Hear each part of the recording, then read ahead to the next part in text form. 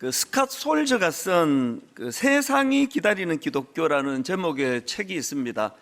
제가 이 책 제목을 보고서 그 인공지능 챗 GPT에게 이 제목을 연상해서 제가 질문을 하나 던졌습니다. 세상이 기대하고 기다리는 기독교는 어떤 기독교인가? 제가 그렇게 챗 GPT한테 질문을 했더니 이런 답이 나왔습니다. 세상이 기대하고 기다리는 기독교는 단순히 교세가 크거나 영향력이 강한 기독교가 아니라 예수 그리스도의 참된 정신을 회복하고 실천하는 기독교일 것입니다. 그러면서 쭉 이제 설명을 하고는 어떤 결론을 내리는가 하니까요, 참 인상적이었습니다. 이런 결론을 내렸습니다. 결국 세상이 기대하는 것은 예수를 닮은 교회입니다. 그러면서 저에게 또 조언도 하고 충고도 합니다. 이렇게 저에게 조언을 했습니다. 지금 우리의 교회가 세상이 기다리는 기독교인지 아니면 세상이 외면하는 기독교인지 돌아봐야 할 때입니다. 건강한 교회를 꿈꾸며 우리가 어떤 모습을 회복해야 할까요? 사실 제가 이 인공지능의 충고에 좀 놀랐습니다. 제가 이 챗 GPT를 사용한 지 얼마 되지도 않고요. 그리고 자주 쓰지도 않는데 얘는 벌써 제가 목사인 걸 알아요. 그 어느 날 갑자기 목사님 이러면서 답이 와가지고 제가 깜짝 놀랐거든요. 그 제가 목사인 걸 감지할 뿐만 아니라 이 시대 목사에게 하는 조언이 너무나 정확하잖아요. 지금 우리의 교회가 세상이 기다리는 그런 기독교인지 아니면 세상이 외면하는 기독교인지 돌아봐야 할 때입니다. 이게 아까 제가 맨 처음에 소개해드렸던 세상이 기다리는 기독교라는 그 책에 나오는 주장하고 같은 거 아닙니까? 제가 이 책 목차에 보니까요, 세상은 본래의 기독교를 원한다. 그 오리지널 기독교, 성령님이 역사하시고 예수 그리스도 이름의 능력이 나타나는 그 사도행전 2장에 나와 있는 그런 기독교를 세상이 원한다. 이런 큰 제목 아래에 소주제가 이랬습니다.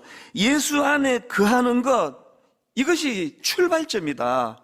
또 인생의 진짜 보물인 예수를 붙들라. 이런 소제목들이 아까 그 인공지능 챗 GPT가 답했던 결국 세상이 기대하는 것은 예수를 닮은 교회입니다. 이거와 지금 같은 맥락을 갖고 하는 그 목차들 아니겠습니까? 지난주에 이 책에 나오는 그 내용 제가 마하트라 간디 이야기 소개한 거 기억나시죠? 그리스도는 좋지만 크리스천들은 싫다. 크리스천들은 그리스도를 너무 안 닮았다. 그 인공지능이 말하기를 세상은 예수를 닮은 교회를 원한다는데 오늘 우리 현실은 어떤가? 그래서 제가 목사로서 이런 답들을 보면서 참 많은 생각을 하게 되더라는 거죠. 오늘 본문을 제가 이런 흐름과 맥락으로 그렇게 살펴보기를 원하는데요.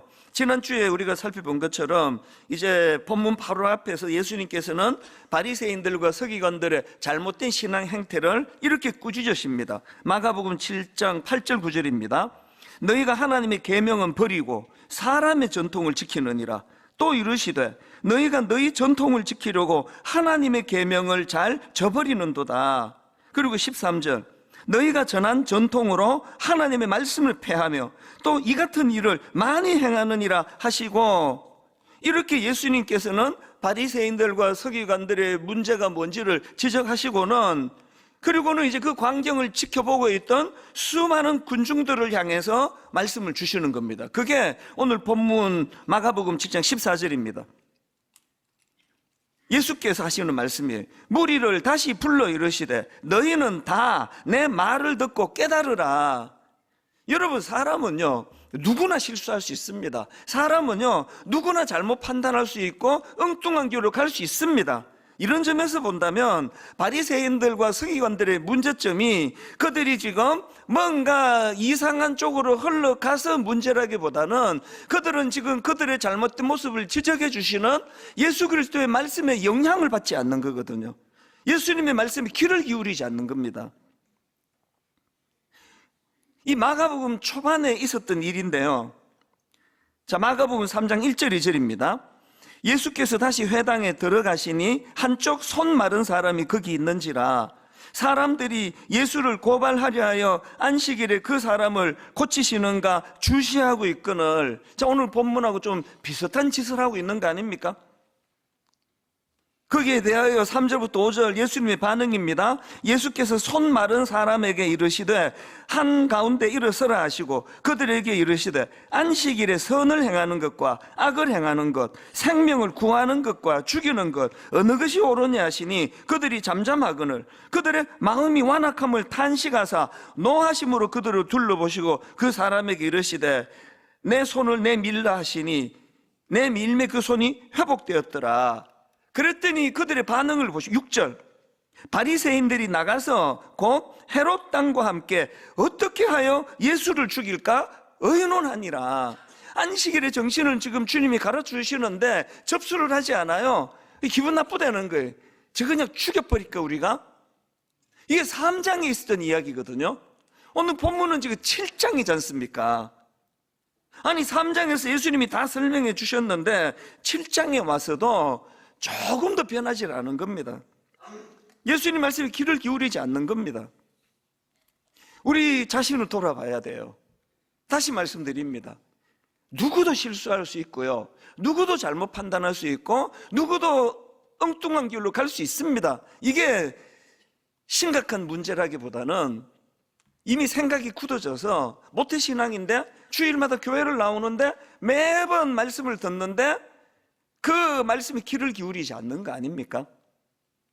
이게 위험한 게요, 이렇게 자기의 굳어진 생각으로 예수님 말씀에 귀를 기울이지 않던 바리새인들과 서기관들에게서 아주 심각한 두 가지 증상이 나타나는데, 첫 번째 증상이 위선적인 신앙입니다. 그들을 향한 예수님의 지적입니다. 마태복음 23장 25절입니다. 화 있을진저 외식하는 서기관들과 바리새인들이요, 잔과 대접의 겉은 깨끗이 하되 그 안에는 탐욕과 방탕으로 가득하게 하는도다. 눈먼 바리새인이요, 너는 먼저 안을 깨끗하게 하라. 그리하면 겉도 깨끗하리라. 예수님이 그들의 상태를 어떻게 진단하셨습니까? 회칠한 무덤 같다 그랬습니다. 무덤이 너무나 잘 치장이 돼 있고 그랬지만 그 안에는 송장이 썩고 있는, 그걸 지금 주님이 비유로 말씀하시는 거거든요. 우리가 주님 말씀 앞에 항상 새로움으로 그 말씀에 반응을 하지 않으면요, 우리 신앙이 그렇게 되기가 쉬운 거거든요. 그리고 또 하나 있습니다. 이 바리새인들과 서기관들, 예수님 말씀에 귀를 기울이지 않으니까 나타나는 두 번째 증상이 정죄하는 신앙이네요. 정죄하는. 마가복음 7장 5절을 다시 읽어드릴게요. 이에 바리새인들과 서기관들이 예수께 묻되 어찌하여 당신의 제자들은 장로들의 전통을 준행하지 아니하고 부정한 손으로 떡을 먹나이까? 뭐 이런 비난과 정죄가요, 여기만 나오는 게 아닙니다. 막 계속되는 거거든요. 제가 한 두세 구절만 읽어드릴게요. 마태복음 12장 1절 2절 그때에 예수께서 안식일에 밀밭 사이에 가실새 제자들이 시장하여 이삭을 잘라 먹으니 바리새인들이 보고 예수께 말하되 보시오, 당신의 제자들이 안식일에 하지 못한 일을 하나이다. 그리고 앞에서 인용해 드렸던 마가복음 3장 1절 2절 예수께서 다시 회당에 들어가시니 한쪽 손 마른 사람이 거기 있는지라. 사람들이 예수를 고발하려 하여 안식일에 그 사람을 고치시는가 주시하고 있거늘. 지금 그 장애를 가지고 참 고통하는 그 사람이 지금 이게 진짜 치료가 되나? 이 사람이 지금 다시 회복이 되나? 이런 데는 1도 관심이 없습니다. 어떻게 예수를 내가 고발할까 지금 주시하고 있는 거거든요. 비슷한 사건이 요한복음 8장에도 나옵니다. 자, 3절과 4절입니다. 서기관들과 바리새인들이 음행 중에 잡힌 여자를 끌고 와서 가운데 세우고 예수께 말하되 선생이여, 이 여자가 간음하다가 현장에서 잡혔나이다. 굉장히 자기들이 그 믿음이 좋은 것처럼 얘기하지만 그 모순 여러분 느끼시지 않으세요? 지금 현장에서 간음하다가 현장에서 잡았대요. 그럼 간음은 혼자 하는 겁니까? 안 해본 사람은 모르겠죠. 그 상대방 남자는 어디 갔냐고요. 상대방 남자는 풀어주고 여자만 끌고 와가지고 공의를 세우겠다고 비판하고 비난하는 그들이 지금 완전히 지금 영적으로 병든 상태라는 거 아닙니까? 겉으로 보여지는 것만 보고 자기 판단만 의지하면은 이런 종교적인 괴물이 돼가는 거거든요. 그 선에 갇힌 인간, 선 밖의 예수, 이런 제목의 책이 있는데요. 그 책에서 그 저자 목사님이 자기가 경험한 거를 솔직하게 고백하는 그런 내용이 나옵니다. 이 저자 목사님이 어느 날, 이게 이제 미국 사람이니까요, 뉴욕의 브로드웨이를 걷고 있는데요. 그 길거리에서 사는 노숙자 여인이 자기에게 먹을 것을 사달라고 그렇게 요청을 했습니다. 이 목사님이니까요. 그 여인을 보면서 인자는 머리 둘 곳도 없다. 그 예수님의 생각이 났대요. 그래서 이제 호의를 베풀어요. 그 빵집에서요, 베이글 하나, 또 커피 한 잔, 그렇게 이제 아침 식사 대용인 것 같아요. 그렇게 주문을 했더니 그 노숙인 여자가 하는 말이, 자기는 커피는 좋아해서 커피는 괜찮은데 베이글은 다른 메뉴로 바꿔주면 안 되느냐는 거예요. 그럼 하는 말이, 자기는 베이글보다는 달걀 샐러드가 더 좋다는 겁니다. 그래서 이 목사님이 그럼 그렇게 하라고 이제 내색을 안 했지만 이제 마음이 이제 불편하기 시작한 거예요. 속에서 막 생각이 일어나는 거죠. 아니, 내가 지금 가던 길을 멈추고까지 자기를 도와주려고 지금 음식을 제가 주문하는데, 아니 이렇게 까다롭게 구느냐고. 아니 내가 뭘 사주든지 감사히 먹을 거지, 막 이런 생각이 일어나는 거예요. 그리고 이 목사님이 좀 이제 당황했던 게 뭐냐 하면은요, 원래 이분이 주문했던 베이글이 그 57센트 밖에 안 하는데요, 그 노숙인이 원했던 달걀 샐러드가 $6, 그러니까 10배 비싸요. 10배. 그러니까 이제 마음에서 막 그런 이제 작용이 일어나는 거예요. 그래서 막 빈정거림이 막 이제 막 머릿속에서 상상이, 말은 안 하지만, 아예 캐비어를 사드릴까요? 캐비어 알죠? 철갑 상어알. 내가 주문하는 대로 안 하고 고급진 거 캐비어를 사드릴까요? 이런 게 막 이제 속에서 일어나는 거예요. 마음이 이제 자꾸 불편한 거예요. 그렇게 시간이 지나고 이제 주문한 커피와 그 노숙자가 원했던 달걀 샐러드가 나와서 이걸 전해주니까 그 노숙자 여인이 그걸 받으면서 너무 미안해하면서 이런 사과를 하더라는 겁니다. 너무 죄송합니다. 지금 자기 이와 잇몸이 상해서 베이글처럼 딱딱한 음식을 씹으면 통증이 극심하기 때문에 부드러운 음식밖에 먹을 수가 없어서 그래서 이런 요청을 드렸습니다. 속에서 지금 막 이제 빈정거리고 막 이런 것들이 떠돌던 이 목사님 마음에서 이 여인의 사정을 듣고 나니까 그 마음에서 이런 생각, 오늘 본문에 나오는 바리새인들과 서기관들이 생각이 났나 봐요. 내가 지금 막 예수님께 들이받는 그런 존재인 것처럼 생각이 들어서 마음이 굉장히 복잡해졌다는 그런 글을 제가 읽었거든요. 우리가요, 자꾸 겉으로만 사람을 판단하고 겉으로만 사람을 정죄하고 그래서 눈에 보이는 것으로만 그렇게 판단해 가면은 우리 안에서 이것이 점점 강화가 되는 겁니다. 자, 한번 생각해 보십시오. 이 목사님이 그 노숙자 여자분이 이제 이거 대신에 계란 샐러드로 바꾸어 달라 그랬을 때 자기 아내가 그 부탁했으면 화가 납니까? 당연히 해줄 수 있는 거 아닙니까? 왜 이 노숙자에 화가 났을까요? 선을 그었잖아요. 이 사람은 내가 시키는 대로 먹는 사람, 나는 지금 호의를 베푸는 사람, 자꾸 메뉴 갖고 쓸데없는 소리 하면 안 되는 사람, 미리 선을 다 그은 거 아닙니까? 이게 인간이라는 거예요. 그래서 그 책 제목이 선에 갇힌 인간, 선 밖의 예수 그리스도, 선을 뛰어넘게 하시는 분이 예수 그리스도라는 거예요. 자꾸 우리는 주님의 말씀을 통해서 우리 생각이 교정이 되는데, 아까 그 예수님께서 그 마가복음 10장 14절 또 읽어드릴게요. 무리를 다시 불러 이르시되 너희는 다 내 말을 듣고 깨달아라. 그리고는 그 손 씻지 않고 음식을 먹는 그것들에 대하여 장로들의 전통의 잣대를 가지고 비난하는 이 사람들에 대하여 이 생각을 교정시켜 주세요. 예수님이 마가복음 7장 15, 16절입니다. 무엇이든지 밖에서 사람에게로 들어가는 것은 능히 사람을 더럽게 하지 못하되 사람 안에서 나오는 것이 사람을 더럽게 하는 것이니라. 그리고는 이게 무슨 뜻인지를 부연 설명을 하세요. 20절입니다. 또 이르시되 사람에게서 나오는 그것이 사람을 더럽게 하느니라. 속에서 곧 사람의 마음에서 나오는 것은 악한 생각, 이 속에서 나오는 게 이게 더러운 거다. 그러면서 이제 악한 생각을 쭉 부연 설명을, 이 사례를 이렇게 듭니다. 악한 생각 곧 음란과 도둑질과 살인과 간음과 탐욕과 악독과 속임과 음탕과 질투와 비방과 교만과 우매함이니, 이 모든 악한 것이 다 속에서 나와서 사람을 더럽게 하느니라. 여기 맨 끝에 나오는 우매함은요, 뭐 배운 게 없어가지고 어리석다 그런 게 아니에요. 하나님을 거부하기 때문에, 하나님 말씀을 수용하지 않기 때문에 그 안에서 찾아오는 인간의 어리석음을 표현한 그 단어라고 제가 주석해 보니까 그렇게 설명을 하더라는 거죠. 우리가 우매하지 않습니까? 그래서 여러분, 지금 겉만 보고 판단하는 그들에 대하여 예수님이 그 생각을 교정해 주시는 것처럼요, 우리는 매 예배를 통해서 주님의 생각으로 내 생각이 자꾸 교정이 돼야 돼요. 예수 믿는 사람은요, 예수 그리스도가 우리를 지도하세요. 어떤 사람을 통해서, 어떤 마음 상하는 일을 통해서, 억울한 일을 통해서, 혹은 기쁜 일을 통해서 하나님은 우리에게 말씀해 주세요.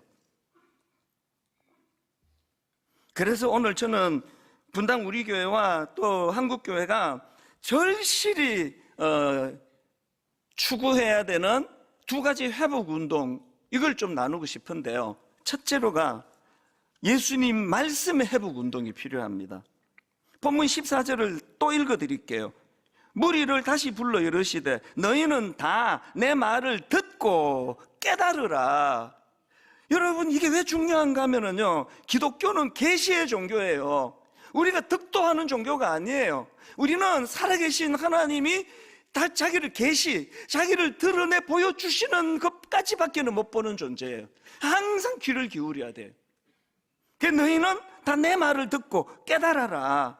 이런 점에서는 17절에 나오는 제자들의 태도를 우리 배워야 됩니다. 17절, 무리를 떠나 집으로 들어가시니 제자들이 그 비유를 묻자온대. 제가 지난주 말씀드렸잖아요. 바울이 다메섹 도상에서 예수님 제대로 만난 거 맞다라고 제가 생각한 건, 그가 변한 건 뭐예요? 뭐든지 자기 판단, 자기 생각으로 하던 그 악한 바울이 주님 만나고 바뀐 게 질문이라 그러잖아요. 주님 미시오니까, 또 주님 무엇을 하오리까? 오늘 본문에서는 제자들이 그 비유를 묻는 거예요. 주님, 이게 무슨 뜻이옵니까? 오늘 여러분 이 설교를 듣고 이 설교의 내용에 대해 더 알고 싶어가지고 주님께 한번 물어보세요.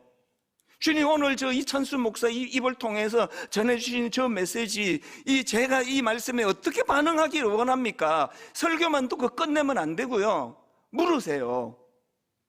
주님 무엇을 하오리까? 그래서 여러분, 이 일이 가능하도록 골로새서 2장 6절을 보십시오. 그러므로 너희가 그리스도 예수를 주로 받았으니 그 안에서 행하되.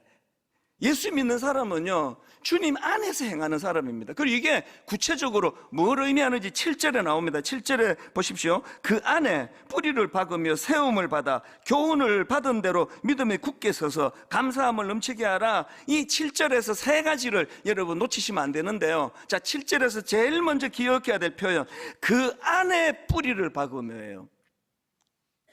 우리 신앙생활의 기초는 예수 그리스도, 그분 안에 뿌리를 내리는 겁니다. 모태신앙이라고요. 우리 교회, 우리 교단의 어떤 전통, 우리는 일요일 날 돈 안 써.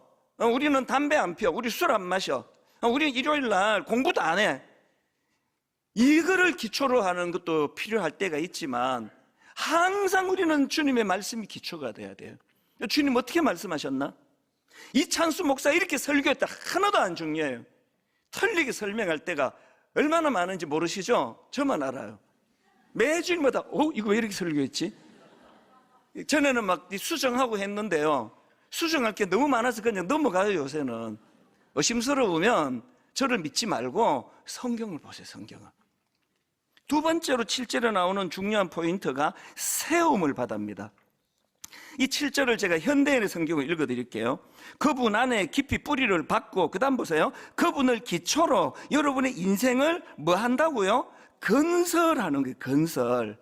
우리는요, 완성된 게 아니에요. 지금 세워져 가는 겁니다. 안 믿는 사람들이 여러분 보고 너 예수 믿는 게 왜 그 모양이냐, 그러면 이렇게 말씀하십시오. 미안하다고. 근데 나 지금 공사 중이라고, 완성된 게 아니라고, 나아질 거라고.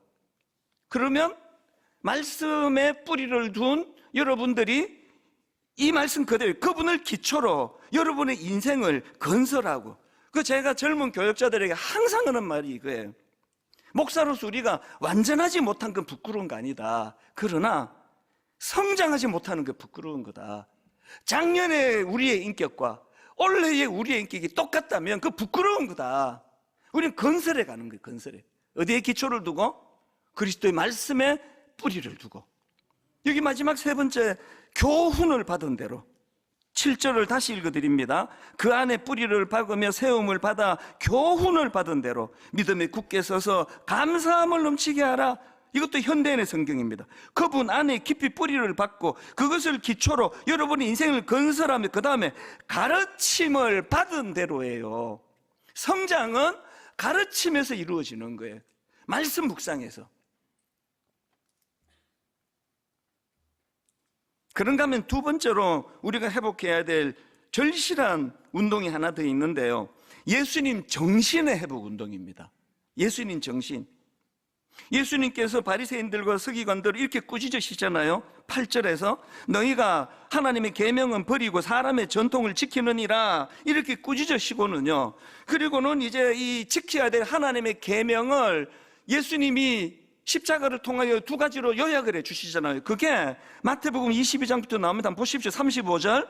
그 중에 한 율법사가 예수를 시험하여 묻되 선생님, 율법 중에서 어느 계명이 크니까? 자, 잘 들어보세요. 예수께서 이르시되 너의 마음을 다하고 목숨을 다하고 뜻을 다하여 주 너의 하나님을 사랑하라 하셨으니 이것이 크고 첫째 되는 계명이요 둘째도 이와 같으니 내 이웃을 너 자신같이 사랑하라 하셨으니, 이 두 계명이 뭐라 말합니까? 온 율법과 선지자의 강령이니라. 우리 주님의 요약이에요. 그리고 요한복음 13장 34절 새 계명을 너희에게 주노니 서로 사랑하라. 내가 너희를 사랑한 것 같이 너희도 서로 사랑하라. 너희가 서로 사랑하면 이로써 모든 사람이 너희가 내 제자인 줄 알리라. 이제 곧 헌법재판소 대통령 탄핵 심판 선고가 임박한 거로 알려져 있는데 정말 걱정이에요. 어떤 판결이 나든지 간에 지금 한쪽은 상처를 엄청 받을 수밖에 없는 상황이에요. 그래서 정말 두려워요. 그런데 여러분, 어떤 결정이 나든지 간에 한쪽이 상처를 받고 다치고 눈물을 흘린다고 한다면 교회가 할 일이 있습니다. 에베소서 2장 14절 그는 우리의 화평이신지라 둘로 하나를 만드사 원수된 것 곧 중간에 막힌 담을 자기 육체로 오시고, 예수 그리스도가 자기 육체로 허물어버린 그 끔찍한 담들, 아까 선을 끊는다 그랬잖아요. 노숙인과 나 사이에 넘어올 수 없는 선이 있어요. 넌 내가 주문한 것만 먹어야 돼. 그 화가 나는 거예요. 오늘 여러분, 대한민국 그 어떤 정치가도 어떤 지도자도 할 수 없는 상황, 예수님의 십자가 의지할 때예요. 이제 그 선을 지우는 일, 그리고 상처를 회복하는 일. 그래서 제가 새벽마다 하나님 제 아픔을, 제 상처를 어떨 때는 어린애처럼 투정도 하고 뭐 나이가 이렇게 들고 목사고 뭐고 어떨 때 보면 제가 또 애 같아요. 맨날 나만 억울하고 뭐 나만 맨날 모함 당하는 것 같고 막 과장하고, 그때 하나님께서는 항상 저를 치유해 주세요. 어떨 때는 꾸지람으로, 어떨 때는 참 눈물이 날 정도로 어루만져 주시는 것으로. 여러분, 이제 우리가 이제 정말 나서야 됩니다. 십자가를 통하여 저와 여러분이, 이번에도 여러분 누구라서 상처를 안 받았냐고요. 저도 많이 받았거든요. 우리의 상처를 주님이 치유해 주신다면, 주님, 제가 십자가 의지하여 상처받은 치유자가 되기를 원합니다. 그 아내분이 말로 다 할 수 없는 어릴 때부터 그 상처, 그리고 지금 남편과의 갈등 속에 견뎌내고 있다고, 당신은 상처 입은 치유자라고 했다면 오늘 제가 여러분에게 이 말씀을 드리고 말씀을 마치고 싶습니다. 오늘 설교 제목을 제가 세상이 목마르게 기다리는 기독교라고 정했는데, 아까 인공지능 챗GPT가 답을 줬잖아요. 세상이 목마르게 기다리는 기독교는 예수님을 닮은 교회래요. 그래서 예수님의 말씀이 회복되는 운동, 예수님의 정신이 회복되는 운동, 분당 우리 교회가 이 회복이 일어나고 이 상처 많은 이 시대에 주님의 십자가로 상처를 치유해주는 상처 입은 치유자들 되시기를 주님 이름으로 축원합니다.